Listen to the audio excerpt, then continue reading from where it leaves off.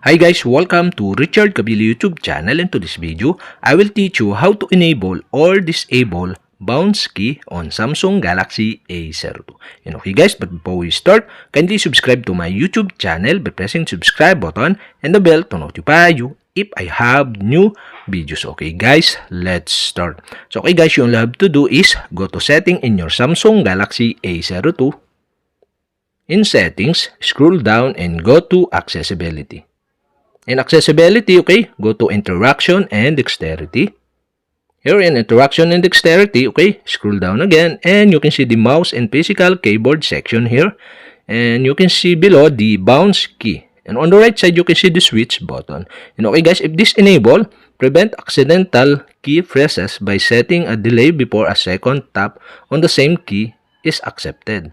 And okay guys, to enable this, you'll have to do is switch on the switch button on the right side.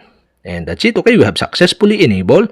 And also you can change or set these seconds, okay, by tap the bounce key.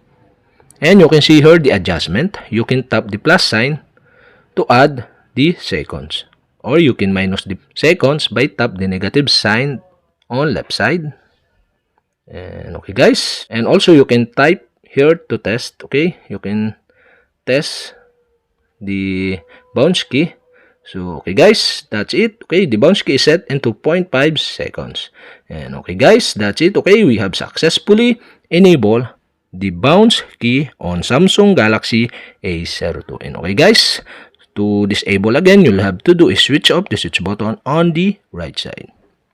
And that's it. Okay, we have successfully enabled or disabled bounce key on Samsung Galaxy A02. And okay guys, if you have a question, kindly comment below.